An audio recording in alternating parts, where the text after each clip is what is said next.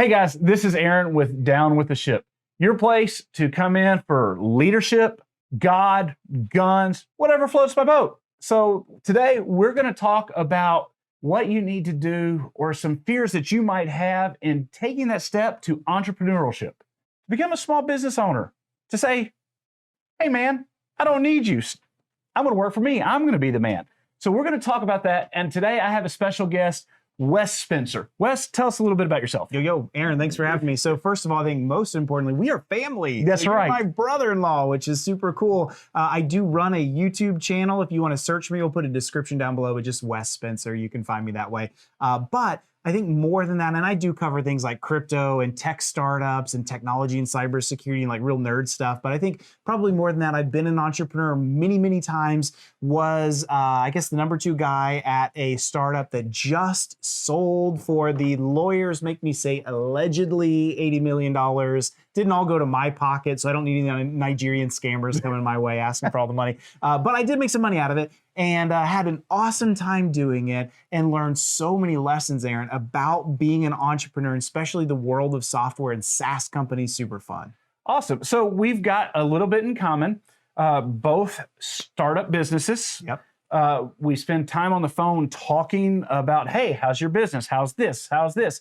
And we're on 2 separate ends of the spectrum. Pretty much. Yeah, man, you're doing things that I don't even think really exist, and I'm in the service industry and teaching martial arts. Yeah. So we are on the farthest end of the spectrum, but we have so many things that correlate with each other. Yeah. And so from someone that has done it once, twice, I think this is 3 times for me. 3rd time trying to work for myself to be an entrepreneur, and finally found that combination that fit.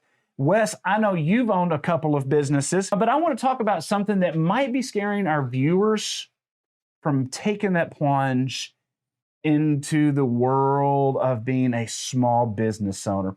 I think the first thing that most people think of when they think of starting their own business, man, this is going to be exciting. I'm going to love it. It's going to be awesome.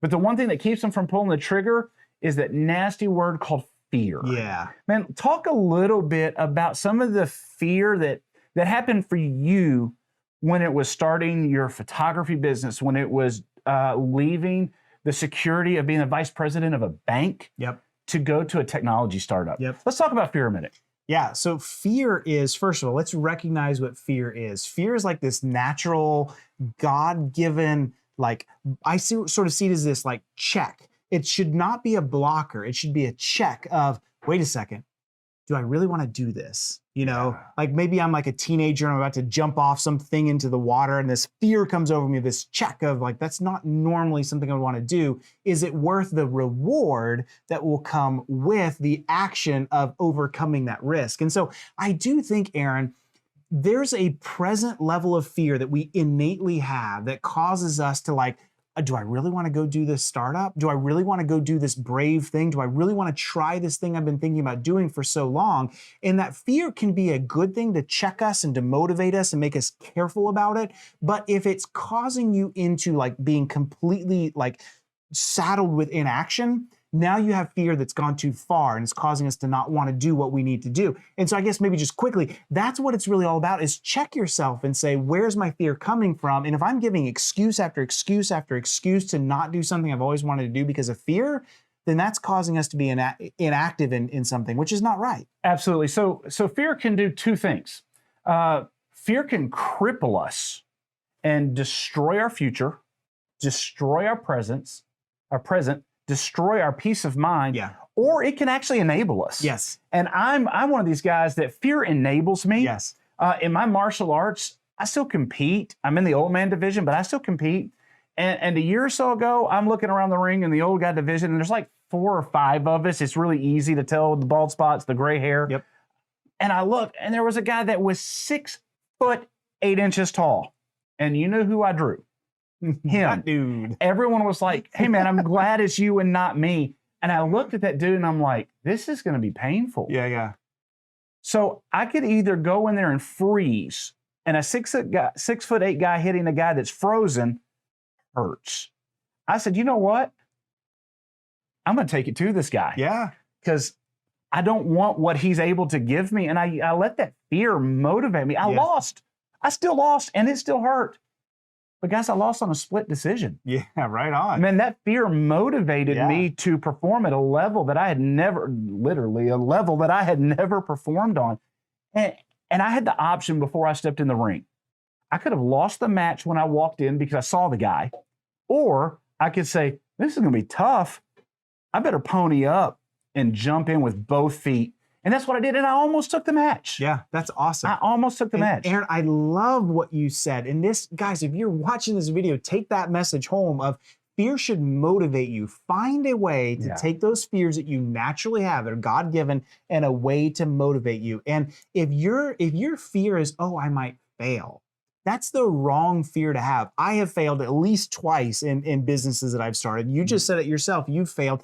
Get rid of that idea of who cares about failing. Like, that's not a big deal. If you fail, you're going to be okay. Do you at least have like a friend or a mother or father you can go like crash in their basement for a couple months? I almost guarantee every one of you has a yes to that. I know somebody that would take me in. So Yeah. get rid of that as your in like incapacitating fear, and then say, but I want to use that fear of, I've got to, it's up to me to make this thing work. Yeah. And that forces you to work harder, and it forces you to put the hours in, and it forces you to get up earlier and stay up later, because that fear is pushing me to succeed. And that's what it's about. Let me ask you this. So you just talked about shouldering that responsibility. It's on me. What is it that motivates you to shoulder that responsibility? When you're looking at that risk reward, that potential, what is it that says, you know what? I'm scared to death. Let's go. Yeah. What is it that makes you want to reach for that? So we've been talking about, I mean, the whole premise of our video is risk and reward, Yeah. right? And we've talked about the fear that comes in first with it. But I think for me, honestly, it's the reward. Yeah. It's the outcome of what comes out of the potential of being successful. Aaron, I remember in the earlier days when we started Perch, we had a month of funding, like literally a month. That's what we had. And if we didn't do something in that month, we're out of money, and this whole idea has fallen apart. And it's hard for people to believe that now that you can just go and search like Perch, acquisition, and you see it go for, again, allegedly $80 million. Like, it's hard to think about that, but that's the reality. And so what motivates us through those dark days of, I don't know if we're going to get through this month, Yeah. is that idea of the reward that comes at the end. And there's nothing wrong with that. There's nothing wrong with saying, I am doing what I'm doing now through the dark times, the hard times, the times that I don't know what the results are going to be, for the idea of a reward coming in the Right. future. Whether we're talking about eternal things, Aaron, or we're talking about temporal earthly things, that's good. It's good to think about the reward that's coming and what comes out of that. And I'm pushing and working. It's the same thing with, like, I give so many analogies, but clearly I'm not a guy that works out. You can kind of tell that, right? But imagine if I was, right? I'm doing that not because I love like pumping iron. It's hard. I don't love doing that. I love the outcome that would come out of that, of me looking kind of a lot better than I am now, right? That's the idea of what's the reward? What am I looking and striving towards? Yeah, absolutely. And for you, you were in a solid position, a VP of a bank. Yeah. And for me, I was on the boot and shoe leather side of Fortune 500 companies, had a lot of upward mobility, even in the same job description. But what really pushed me to overcome that fear and step forward to where I needed to be was a phrase that my business coach calls your default future. Mhm. If I clocked in every day, if I increased my salary by $25,000 a year, which is the mobility that I had in that one specific spot, would I still be happy? And for me, the answer was no. My default future, if I didn't make a change in action, I was going to be miserable in the future. Would I have been comfortable? Yes. Would I have been able to take care of my family? Yes. Would I have lived a good, healthy lifestyle? Yes. Would I have been happy?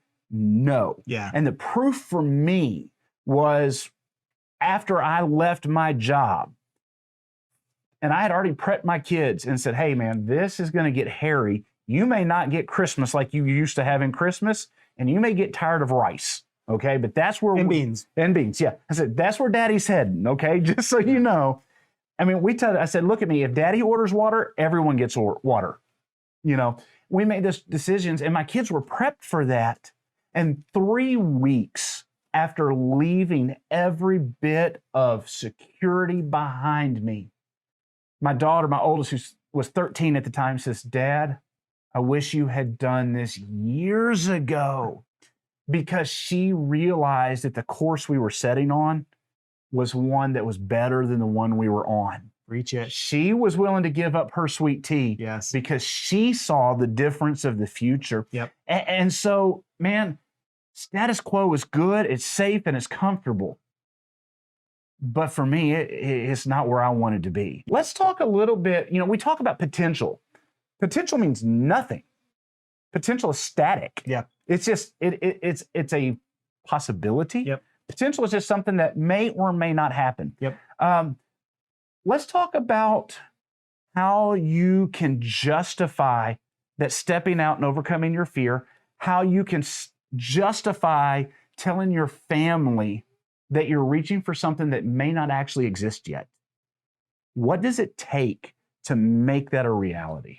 You know what's funny? Let me give you an analogy to this. And this has always rung true with me. So think about an athlete for a minute, right? So like, here's an athlete, like take Michael Jordan, right? And you know, everyone wants to talk about his accolades. And if Michael Jordan walked in here today, oh, Michael, you're such a great athlete. I mean, the greatest of all time, all these things you did, you're so great, you're so awesome, all the championships. But I promise you, what Michael's thinking about is, you know what I worked through? Yeah. Do you know the stuff I did behind the scenes to get to that level? It doesn't happen automatically. And we do celebrate the results, but we forget about what it takes to get there. And behind every great athlete is the thousands of countless hours it took to get there. And Aaron, it's the same thing for me. Like I remember in those days in Perch, the dark days, the hard days, like I mentioned before, where we're just not sure. And I give you story after story. One, our largest client, a Fortune 50, like if I said their name right now, everybody watching this would know who it is. Right. And they backed out on a contract with us. And we were like, I don't know what's going to happen with this. And I don't know what our investors are going to say. And I don't know how it's going to hit the numbers. And dark days, but you push through and you keep doing the same things that you know are working. You push and you push and you push. And now we get the reward. And so here is Perch today. And I love it, Aaron, when people come up like, Wes, congrats at selling your company. That's great. And I'm like, thank you. It meant a lot. We worked hard for it. I genuinely appreciate it. But people forget about the work that it takes to get there and the days that happened in between. And that's okay. Yeah. That is okay by me. I'm happy for them to celebrate the success, because at the end of the day, I know the success only came off the back of really, really hard work to get there. Absolutely. You know, there is a motivational speaker. I stumbled across him on YouTube. Someone linked me to him. I honestly can't even tell you his name. But he said something about being at the grind at 4 a.m. Yeah. He's one of, you know, work with high-end professional athletes. So he was in the gym all the time. Personally, he was in the gym for his business because he was working with those top-tier athletes. And his mom got on to him and was saying, like, why are you doing this? You know, you're going to run yourself in the ground, blah, blah, blah. And he looked at his mom and he said something that floored me. He said, Mama, he said, I love you for the values that you instilled in me, but I don't really like your work ethic. And that was like, whoa, because a lot of times we think values and work ethic go together. Is work ethic a value? But he was saying, man, Mama, you steered me in the right path. But I had to learn to work harder, to give more, to wake up earlier, to make these risks worth taking so that the rewards can be mine. And I think, guys, if you're hearing me and you say, man, I want to be an entrepreneur, man, I'm going to tell you, go for it. Wes is going to tell you, go for it. But there are 3 things that you got to make sure you got in line. 1, you have to have a healthy relationship with fear. Fear is not a bad thing. Fear can keep you alive. 2, are you okay with the status quo? Because if you're okay with the status quo, do not be a business owner, because there is no status normal quo to anything that we do. Right. I don't care if it's in the technology field. I don't care if it's in the service industry. I don't care if you're making widgets. If it's on your shoulders, nothing's normal. It is hard. But you have to have that discontent. If nothing changes, am I happy? Yeah. The third thing is, are you willing to raise your work ethic to reach for the rewards? Everyone can get low-hanging fruit, man. So super simple. But if you're going to be an entrepreneur, if you're going to start your own business, you're going to grind and grind and grind, and you're going to stay up late. You're going to get up early, and you're going to be doing things when people say, man, you need a break. Like, no, that reward is so important to me. I'm going to get it. Because like you heard us talk about our families, my kids deserve for me to be successful. Mm-hmm. My family deserves for me to be successful. My business coaches deserve for me to be successful. My mentors deserve for me to be successful. My cheerleaders deserve for me to be successful. And my friends deserve it because all of those 4 types of people have invested in me. Yep. They may not have given the money like a financial investor, but those people are behind me, and I'm not going to let any of them down. That's right. Wes, I appreciate it, man. You have any closing thoughts, any ideas you want to send us out on?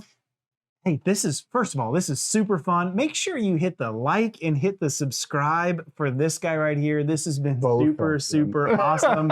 Yes, for sure. But no, hopefully we've encouraged you just to think about, you may have been toying with the idea and we've given you a framework to think about of, is this right for me? What comes with it? So hopefully we've encouraged you on this for you to go and do the same thing. If you got questions, leave a comment down below. We'd love to hear what those questions are. Just let us know. Thank you guys. See you guys.